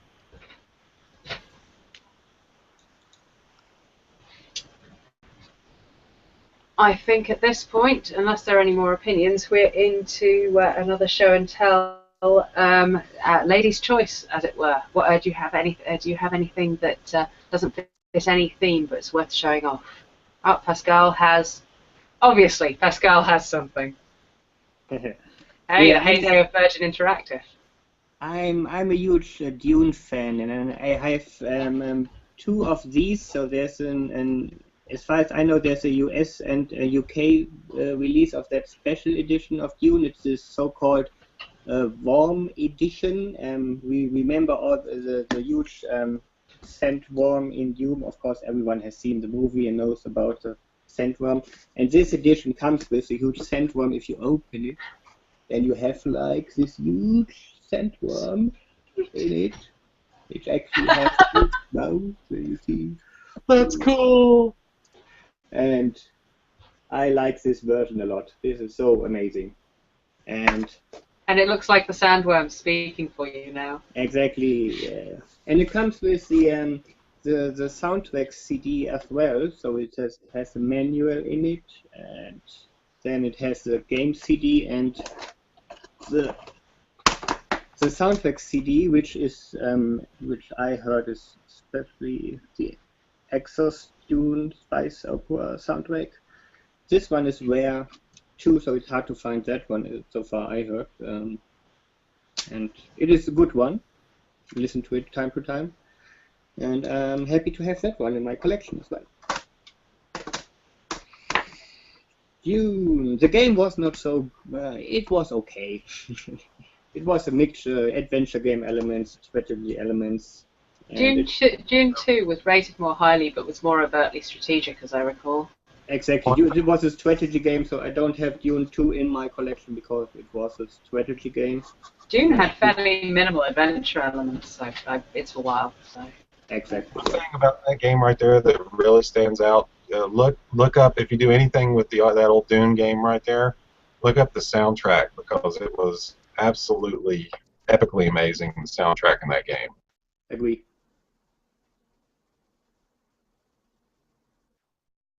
Yep. Happy to have it. Yay, Dune. KG, you're muted. If someone wouldn't mind showing something very quickly, I will be back in just a moment. Someone, bam. Here's random stuff I just pulled out of the box while I get unpacking, but it's interesting random stuff. So just two games by the same publisher. You can't see them. Microsoft Adventure. I'll do this better. This too much reflection. Microsoft Adventure. I think we talked about that recently on the forums, and then Adventure in Serenia. So I think both of these are pretty early IBM game releases, because Microsoft Adventure, they say, is the first game released for the PC, and they also put out for the rest of the time. And then this is the same style packaging. There's a few others they made in this type of packaging, like casino games and strategy games and whatever else. But both these are, adventures, obviously, and pretty cool ones. They're not that rare, actually. I don't think they're so rare. They seem to come up on eBay pretty often, but they're somewhat expensive, I guess, when they come up. So happy to have them both. Hope that filled the time requirement. Yeah, we know Adventure in Serenia. We know the other name for the game as well, Wizard of Princess, the Wizard and the Princess. Yeah. It's funny, actually, for a long time, people, apparently there was something on the internet that said it was called Adventures in Serenia. So people that were searching for it on eBay, they couldn't find it, and then eventually someone found, it's Adventure and not Adventures. So KG, I filled up your time for you while you took the break. Thank you. I have a show and tell filler. This one actually isn't a game at all. It's a magazine, and you'll probably be seeing these in future installments because I've discovered a cache of them. This is Zero magazine from the UK. It's pretty much the reason I ended up doing computer journalism. They always did these photos. This is the Monkey Island 2 edition. They reviewed Monkey Island 2, and they always did these photographic covers that they mocked up. So you had that, well, almost always. So you had when they had Populous 2, for example, they mocked up the god with a joystick, and there was this sort of contest between British games magazines as to who could be the most irreverent, I guess, at the time, and they pretty much had that sewn up. But they had fairly nice layouts. Again, I'm using Monkey Island 2 as an example because, yeah, who doesn't like Monkey Island? Except me, who didn't play it until the 2010s. And now I like it. And you've got stuff like a box out with 10 handy pirating tips. Make sure you have a very silly name. Jeremy Buttockhead or Hugo Porkbreath would do nicely. Have no respect for the dead. That could be a good poke topic. In the cemetery, never pirate names. That could be a good topic for the next thing. Not only pirate names, but is Monkey Island 2 a good game? Ooh, controversial. Some people love it, and some people hate it. I love it. I think it's pretty damn good, but I'm a Johnny come lately. I mean, obviously it's not Day of the Tentacle. I'll tell you what I really, really hate. I hate Maniac Mansion and Zach McCracken with a passion. I hate those early LucasArts games, and I use the word advisedly. I like them, but they're hard to play. They're not as easy to play for people that didn't play them back in the day. Copy of Maniac Mansion. There you go. Yeah, I found a shrink-wrapped NES copy of Maniac Mansion when I was unpacking. I have no idea what to do with it because I don't know anyone who wants NES games, but it's completely new, and I certainly don't want to play it. Yeah, so I just really loved the makeup of this, from the stupid fact on the spine, which is that every 7 seconds someone in the world buys some plasticine. I'm reasonably certain these were made up. There was a particularly memorable one about the size of a whale's penis versus a double-decker bus. To the adverts. Avatar. Yep, Joe's happy.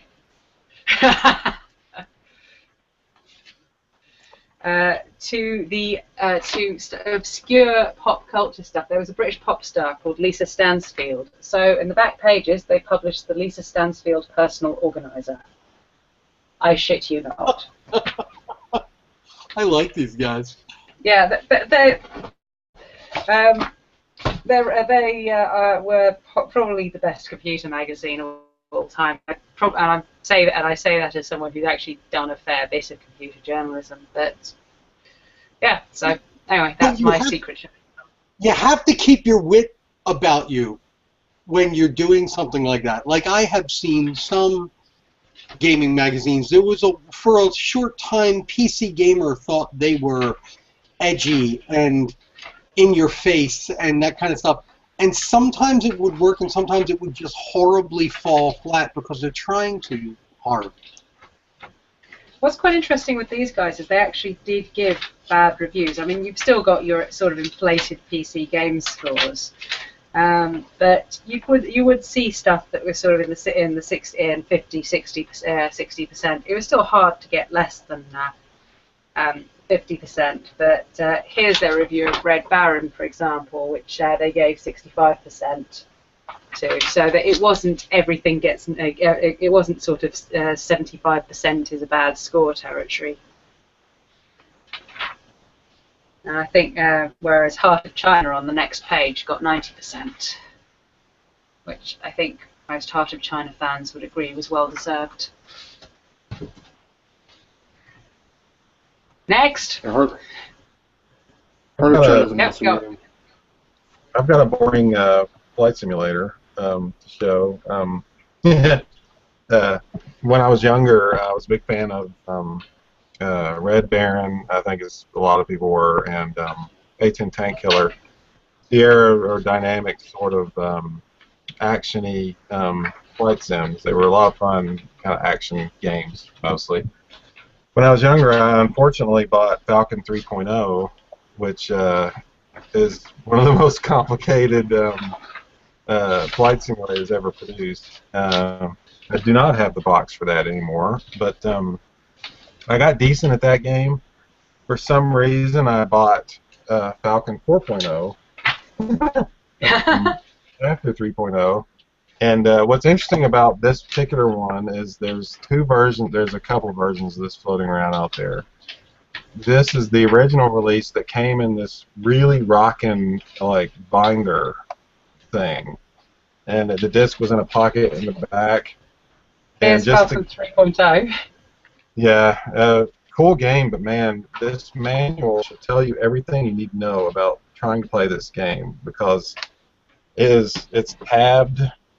I swear, if you studied this and practiced enough, you could probably at least get a Falcon off the ground. You would die, but you could probably get one into the air. I remember when you actually still can get points towards a pilot's license by playing the Microsoft Flight Sim games. Yeah, this was something else, but this binder is really cool. I wish more games would come out in these sort of things, because it's really, I don't know, just something about it just feels really official. It's like a role-playing game. It's got some maps of, like real places in it that you probably can't even get maps of anymore because of satellites and whatever. But, it's so sad that anytime anybody gets a map in our group, they instantly go, "Yeah, it's like a role-playing game." Yeah. Anyway, cool thing. If you find it in this binder, there's just something about this binder that's cooler than a box to me. It's really high quality. It's got the foil stamp and all that kind of stuff on it. So, not necessarily an interesting game, but the one that's cool on the shelf for sure. I found this map without any discs. I don't understand what's going on. You idiot! We're in a gas station. I have an Ultima 3 map without any discs or any reason to have this Ultima 3 map. Did I get it in a gas station? You just need to put it in your. You need to put it in your glove compartment. And every now and again, when you have a stray, when you have someone you don't know very well in the car, you pull it out and just reference it and go, "Okay, all right, we're going west. All right."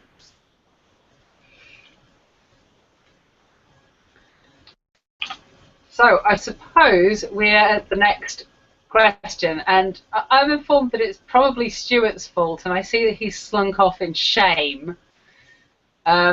Somehow we collectively voted for this, which is fine evidence against democracy. Must all game collectors be super nerdy, or can some be attractive and cool? The person who suggested this, and to a certain extent the people who voted for it, really deserve to suffer now. So, hello, Stuart. I didn't suggest it. Not your idea? No, I did suggest it. It's a joke. Yeah, well, everyone always votes for the joke option. Yeah, you know what? Actually, I was actually thinking about this morning when I found out we actually picked this topic. It reminds me of that song that guy, was named H.P. Mendoza, that's in our group, that he put out in 10 Years I'll Be Cool, which is really cute.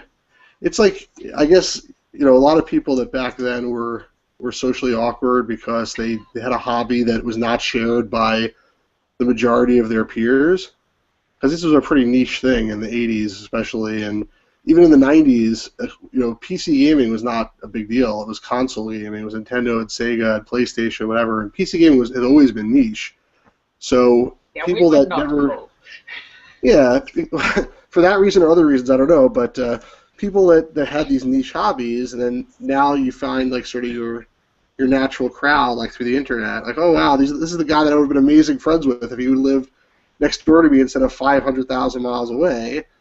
You just, in that circle, you gain some coolness for sure. Whether you're actually any cooler in real life, I don't know about. There's a larger conversation in this topic that is actually more interesting than a lot of us probably think on the surface, and it's something we've talked about in my little group a lot. There's a psychological phenomenon in the whole of nerd culture period, of which we are a small subset. Which is, we've been going to the Dragon Con convention that I've talked about before for about 12 years now, and since we first went, things have popped up in popular culture like Big Bang Theory and other little things that have kind of had this sort of cooling effect on nerds. And we've definitely seen it as, if you look at DragonCon as like a collective, which it is, there's like 100,000 people down there, and it's this collective of nerds. The population has changed considerably in 12 years. It has shifted from what I would consider to be classic nerds in the old days, and slowly has turned into this sort of frat party, which isn't a judgment on frat party, it's just a observation of fact. Cool-looking people, kind of hipster party scene that is not at all like it was 12 years ago. And it's a pretty modern phenomenon where people, I think young people that are looking for a tribe are kind of latching on to what we're doing. I think we are, if nerd is cool, then we have to be the coolest people on earth, because we were nerdy before they were. So in a way that works, where PC game collectors end up being cool because we're freaking nerdier than, you know, standard nerds. So it's been an interesting. You could write a psychological study paper on what's going on right now for sure. Well, I agree with you there, Joel. Much like my disagreement from the last part, but I happen to be seeing on Facebook now the South by Southwest Festival went on all last week in Austin, Texas, and Austin, Texas's phrase is "Keep Austin Weird." So, because I follow a lot of game developers who happen to live in Austin, it's very funny that back in the old days, they were the young crowd that were saying, this is terrific, and South by Southwest is wonderful, and we're part of keeping Austin weird and things like that. Now that we're all older, and I grew up and got older with them, I now watch from the sidelines, and I see these same people saying what you're saying. It's not the same anymore. They're doing all kinds of weird stuff. They're really odd, these people, and I think it's not because they're doing anything different. It's just because there's more people that jumped on and got into this vibe, and we're getting older. You know, you were saying, are you saying that DragonCon, the convention that you have been going to for the past 12, 13 years, has it changed for the better or for the worse? Are you happy that the change is going on, or does it bother you? We've discussed this at length. I personally think it has changed for the worst. However, I will footnote that with I accept what is going on, and we have changed our behavior to accept what is going on down there, because it's just the way things are, and being a crotchety old nerd isn't going to isn't going to change anything. It's not going to make me happier, and it's not going to make them happier. I don't know. I quite enjoy being a old nerd. At the end of the day, I'm happy to be able to have a Facebook group about PC gaming that we can get 530 people into, that, you know, whether they're like us and played these games forever ago and are super knowledgeable about them, or they're new people who just want to know more about them. It's a win either way. There's no loss there. So to answer your question, Joe, DragonCon is not as good as it used to be for me. I'm trying to change. That's the best attitude ever. I'm in a lot of fringe subcultures. I seem to be one of these people who's doomed to be an outlier. I'm very geeky. I own drinking horn. I like death metal. I'm queer. So on and so forth. You know, if there is a minority tick box, I am clearly white to the point of being transparent, despite coming from an area that's theoretically quote unquote exotic. But beyond that, you know, if there is a minority tick box, I have it, and a lot of these are subcultural. And I think what's quite nice about the increasing call value of nerd culture is that a wider variety of people feel able to express their inner nerdiness. You've no longer got that sort of division where, you know, unless your parent, when I was growing up, generally speaking, if your parents were wealthy enough to own a PC, then you could be into PC gaming. But that was, I mean, they were $2,000, and that was when $2,000 was actually, you know, real money. I mean, not the sort of devalued $2,000 that we have now, which is still plenty of money by anyone's standards. It's become a lot more accessible, and the internet's also made it a lot more accessible. So I think a lot of what we're seeing, I mean, apart from the joy of complaining about young people these days, which I've been doing since I was about 16, you've got a lot more people who are able to access these nerdy pursuits, and I think the sort of phenomenon that is cosplay is a really great example of that accessibility crossover, and people feeling free to express it. And you've also reached a critical mass where, you know, it used to be that dressing up in a Star Trek costume was enough to have rocks thrown at you in most self-respecting communities. Now it's something you can go out and do. Without anyone thinking more than, hey, that's an interesting / weird / actually kind of cool hobby. And you've got a lot more egalitarianism. Personal experience that not only is it acceptable to do that, but the general public now will fawn over you and talk about how cool it is, and, you know, want to take pictures with you and grab onto you and do all this kind of weird stuff that, you know, in the 90s was nowhere close to have been acceptable. I think it's kind of nice to have that acceptability, although we've kind of lost our nicheness, which, as one of life's elitists, I kind of regret in some ways. But hey, there's only 500 and something of us in the big box gaming collectors group, so we're still better than everyone else, by God. I think the greater accessibility and egalitarianism to the reduction in barriers to people getting into this incredibly cool range of hobbies more than makes up for the irritation value of, you know, having kids kicking their balls into our yard. There's also there's an underlying young people. Try to get my thoughts together on this. Young people now, gaming is the main form of entertainment for young people, more so than movies and television and all this kind of stuff.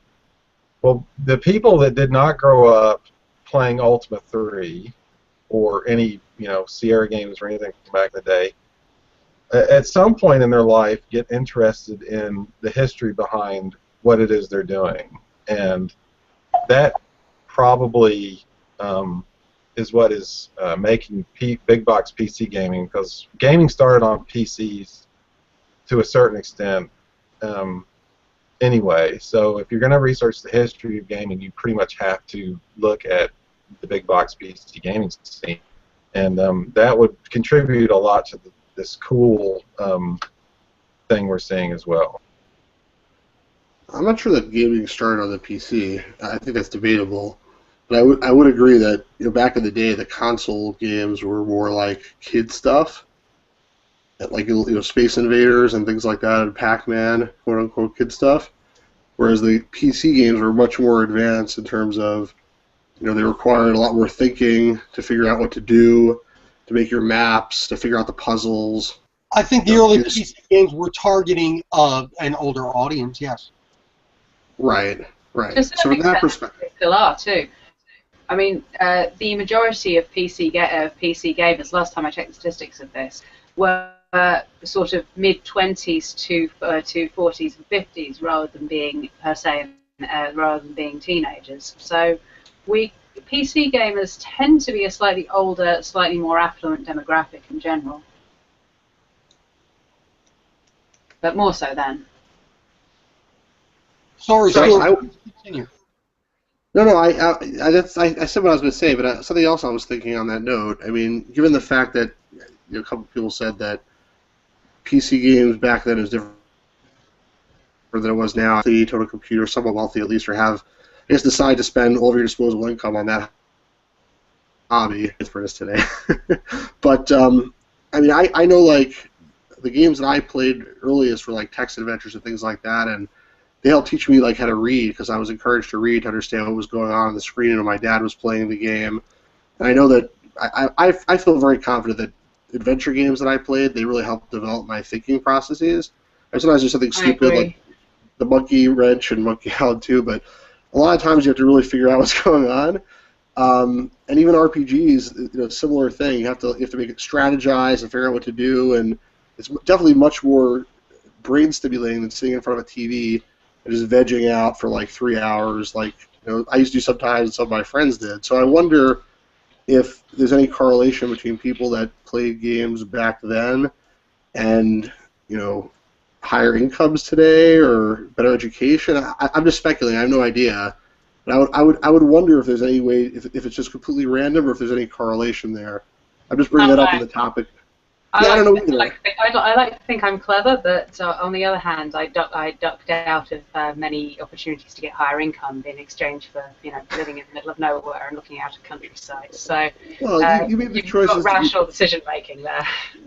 You made the choices that you wanted to make, but that was probably good for you to do that. But a nice drinking horn, by the way. But I just I don't know.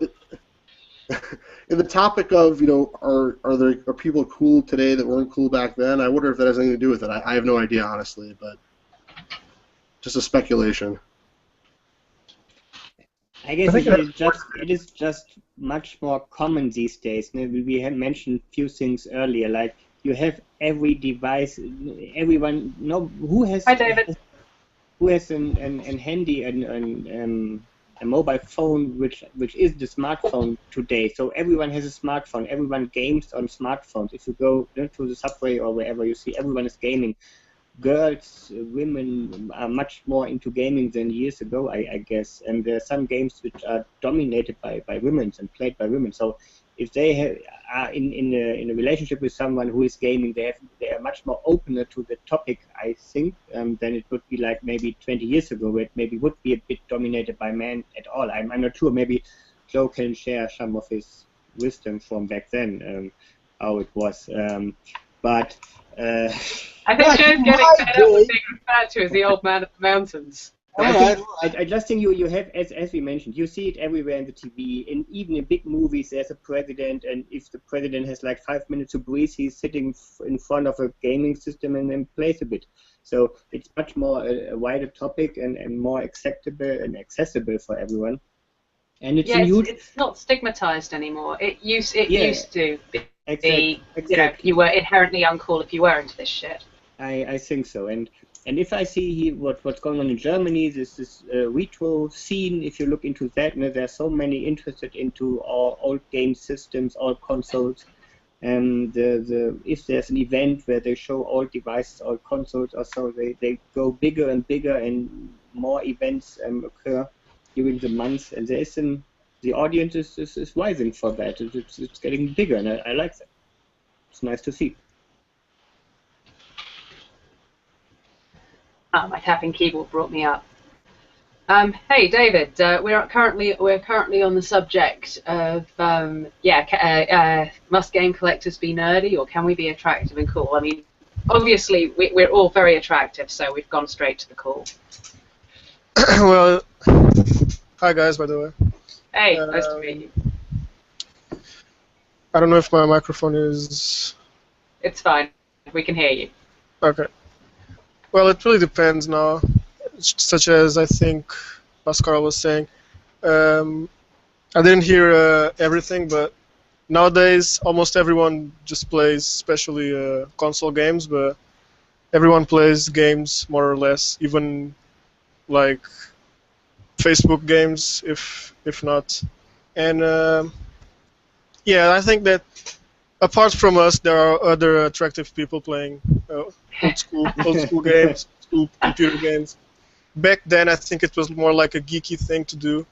It really depended on the games. It's like today, if you play a certain type of games, you are considered this or that, and if you play like the newest GTA or the newest FPS, you are considered like not considered, but people think that that you ain't like a geeky or a nerdy guy or girl. How about that thing where people who play Call of Duty and so on are kind of thought of as casuals and not being properly into gaming? That really surprised me the first time I saw it, because I played the early Call of Duty games. I had great fun. COD 2 is great on LAN. And then suddenly people who played Call of Duty became regarded as casuals within the gaming scene, which seems to be almost gamers looking upon people who aren't serious enough about gaming as somehow uncool. I read an interesting article to build on what David was saying there a while back. It was when Farmville was a big deal. I don't know if Farmville's still a big deal. I don't think it's as big a deal as it used to be, but it was arguing that Farmville is actually one of the most important games that's ever been released, and the reason that they gave was because Farmville functioned like a drug that got people addicted to gaming. So it was really simple, really easy to do. Millions of people were doing it. And once they got sick and tired of Farmville, then they started looking to graduate up into more complicated sorts of games, whether that was on consoles or PCs. One of the advantages of Farmville was it was mostly a PC-oriented thing, so then everyone who was playing it probably had a PC. I know there was a mobile version, but at the time it was kind of a PC thing. So they probably graduated up into more PC sort of titles. So Facebook, I think, had a lot to do with gaming breaking out into the non-geek kind of collective. So That's really true. So you're saying that Farmville was the gateway drug, so? Do you think that's really true? Because I imagine the people that played Farmville graduated to Candy Crush. I know a lot of people who are into Candy Crush. I know a lot of people who are into Candy Crush, though, who then moved on to other sort of phone-oriented games. There's a farming simulation out there, and every year I go to the Gamescom in Cologne, and there's a new version of farming simulator, and I always ask myself who are the people who playing that kind of games, but maybe that is another gateway drug game as well. I'm not sure. That's sort of a hardcore simulator, though, isn't it? It's sort of like those rail simulators where you can plot the exact route map of tube trains in London or metro trains in Paris. I mean, that's a whole different ilk of gamer altogether. Well, I think that Farmville was like accessible to like everyone who had a Facebook. So moms and dads who just signed on Facebook just started playing it, and people just realized how a game can be addictive. Not only Farmville. So it opened like the gates for people who had like those early taboos from like playing video games is bad and playing this is that and that. And then just like when all the people started playing, they were like, I remember like the early stages, everyone was like, well, gaming is not good, but Farmville is an exception because Farmville you don't kill this and that, and Farmville you don't do this and that. And it's like, it's a free game, even though we spend lots of money trying to play it every day, but it's a free game, it doesn't hurt anyone, it's not a drug, it's like, it's someone you just casually play for like 5 minutes every 10 minutes. So like... make you stab your neighbor. Yeah. And like you raise a good point too. That's something I never really considered, which was in the '90s, there was such a stigma against gaming. Mortal Kombat was all over the news. Congress was telling everyone that games were killing people. All gamers were nuts. We were going to shoot up schools. We're all Satan worshipers and stuff. So gaming had that stigma for a decade, easy.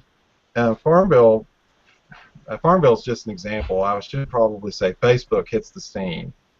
Simple, casual games like land, and all of a sudden, mom and dad are playing games, and maybe they're realizing that games aren't like causing people to, hail Satan and all this kind of stuff. Do you think it makes a difference that our generation is now mom and dad? And maybe mom and dad are now Satan worshippers and are going to shoot up schools. Well, we. Speaking for Satan worshippers, we have been proselytizing really hard.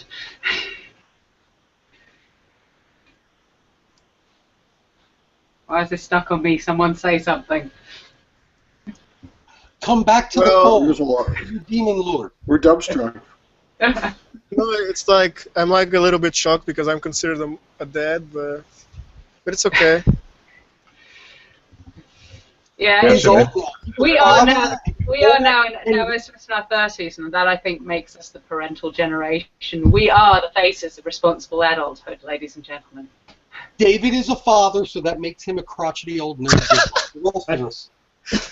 I agree on what David said before, and I guess it's another example for our earlier discussion to say how is it more cool nowadays. You know, you've got so much more games that are easy to access, which are free of cost most of the time at the beginning, and so many playing it even don't say they're playing games. It's just like something they do for entertainment for a short time, and don't really consider that as they are now hardcore gaming whatsoever. And they have a much more understanding if others are more interested into the topic. I mean, take The Sims as an example. Who really played The Sims? But it was one of the best-selling game of the newer times. No? So I guess everyone. I had an ex. She didn't play any games except she loved The Sims. Yeah. And in Germany it was The Sims. Every release of Sims was top 3 games of the month. It was bestseller. And I don't even know if they changed anything. I just guess all the time they put a new number on the box and put it in the shelf, and the guys go there and bought it. I never played it. I've never seen it. I can't really judge anything. Oh God, I was made to review Sims 3. It's genuinely terrible. Okay. Sure, it's one of the best-selling PC games of all time. Yeah. I don't care. It's terrible. I don't understand it myself. I don't get it. It's obviously not for me. I mean, I'm sure mechanically it's a very good game, and you can see why it would appeal to people.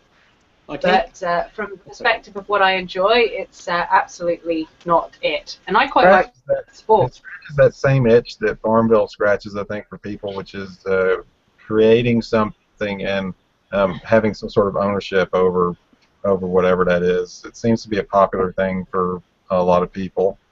Yeah, The Sims of today is Minecraft, by the way. Right. I kind of like Minecraft. I like building things more than I like sort of watching something. Well, I remember playing the first Sims, but nowadays people just like. I remember like this Christmas I started collecting Sims, and my girlfriend was like all over my collection of Sims, and I bought her. I mean, I loaned her my Origin account, which has the Sims 2, which has the Sims 2 complete edition, and at the same time, I gave her my Christmas present, which I think was like a Pink Floyd CD, and I remember like she was like, "Oh, thank you," and when I gave her like the Sims 2 account, she's just like she exploded with happiness. So I remember like she was being, "Oh, why are you so sad?" And I was like, "Well, I just bought you I spent like $10 on a Pink Floyd CD and other stuff for you, and you just like ignored it. And then when I gave you like my free Sims 2 collection, you was like, "Oh my God, I love you." So it's like it's an easier game to get into. It's like girls, and especially girls, not trying to judge anyone, but girls in particular, they're like, when you talk about games, when I say, "Oh, I collect computer games, I have this, that, and that," I remember playing Sims 1 a lot, and she was like, "Oh, Sims 1, I didn't really play Sims 1, but Sims 2 is great, and blah, blah, Sims 3, and I'm waiting for Sims 4, which is now up." And I'm like, well, it kind of counts as being a gamer, but, like, it does count as being a gamer, but... It's a simpler subject to talk with people about games. It's like known games. If I'm going to start talking, especially with the people of my generation, which is a little bit younger than yours, but if I start talking about Doom or Wolfenstein or games that I grew up with, they're just like, "Yeah, I remember those games, yeah." But if you talk about a game that's more popular, especially nowadays, like Call of Duty, Sims, other games, bar for entry. It's that sort of casual gamer thing. They're just like they explode with, "Oh yeah, Sims, I did this, and that, blah blah," and Call of Duty, "Oh yeah, I headshotted this guy and I knifed that one, blah blah." So it's like, I think it goes back to the egalitarianism, because more people feel they can get at this, and also the thing you raised about girls feeling they can play it, I think that's quite interesting, because you did have this sort of bar of this stuff is not for girls, which I think meant that a lot of people of our generation kind of, you had a thing where a lot of women played adventure games and RPGs, and you had a lot of women who played early MMOs, but never sort of did anything that would gender themselves. Totally agree, and that is what I think. I mean, I know we are a PC big box collector group, but that is what I think Nintendo did really a great job with the Wii.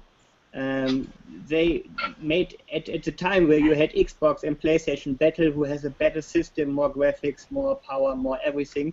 They come with a completely new idea, and bringing, like, graphic is not everything. It's entertainment, enjoyment, and bringing all together. And so you create a system for the whole family, and they can all together.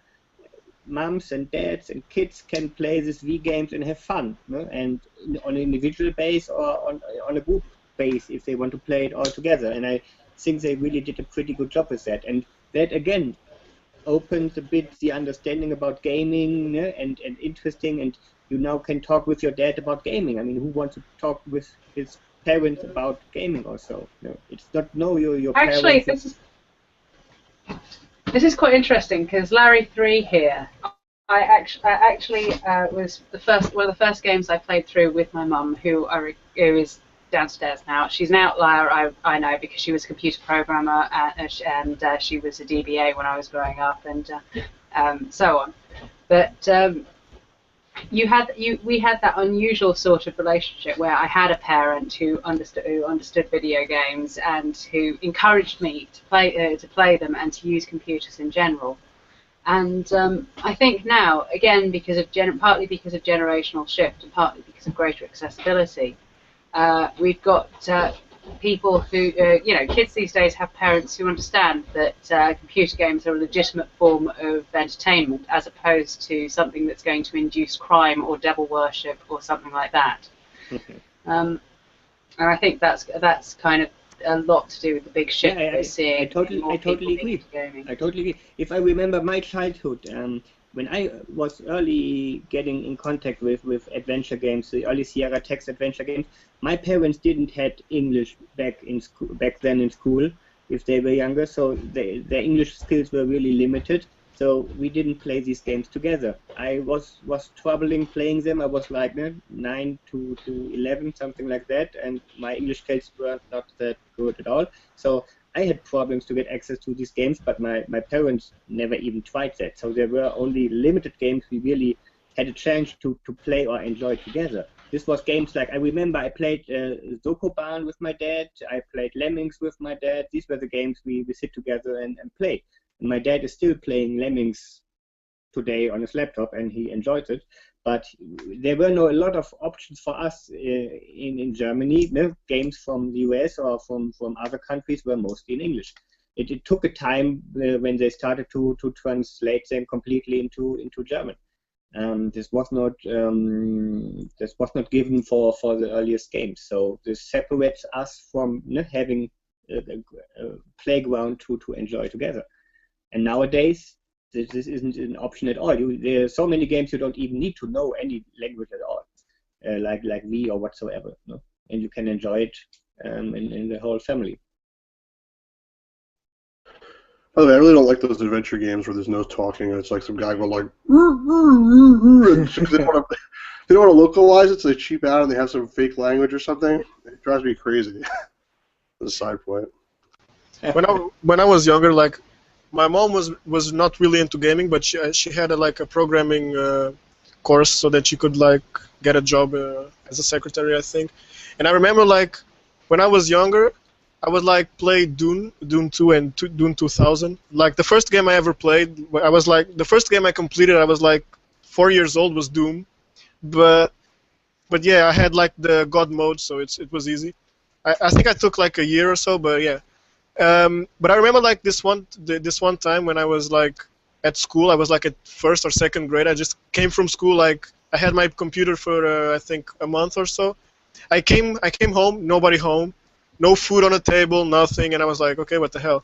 So when I came to my room, my mom was like playing Doom 2 for like the entire morning, like trying to pass this mission. And I was like, okay, what are you doing? She was like, oh, I'm almost, I almost got it. I think that like the computer always does this and this and that, so I'm like trying to counter it.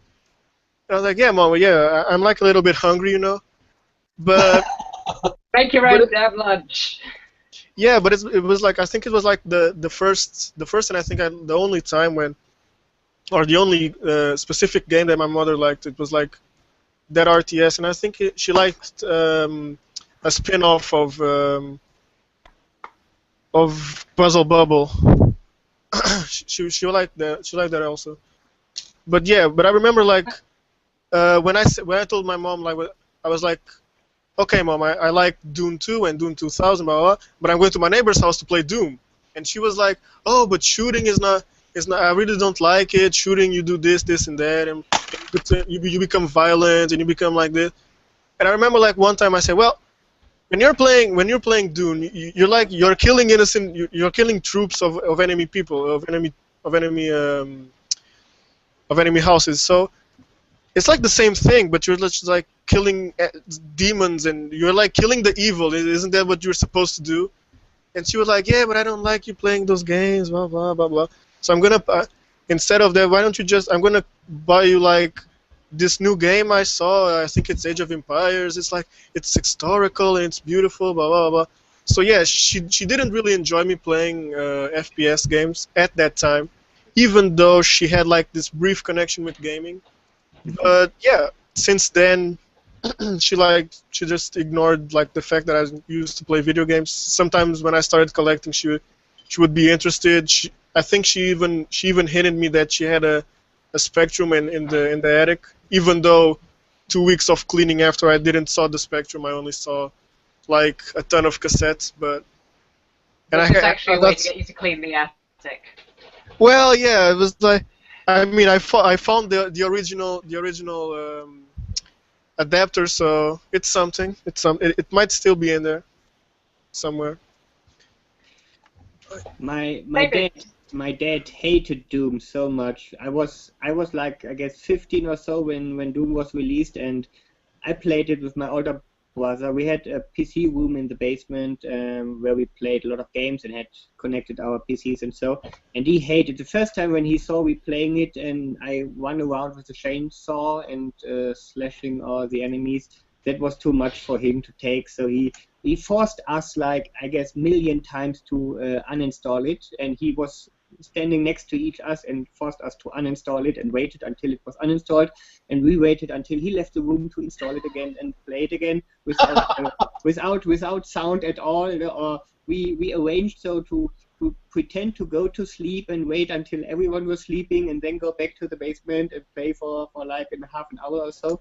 But I told him later that Doom teach me so much, not about gaming, but about networking and stuff. Now, when we try to connect our PCs, BNC networks, installing network drivers, and so that was my first entry into this whole computer networking topic, and I learned so much due to that stupid game, because we wanted to get our PCs connected to play.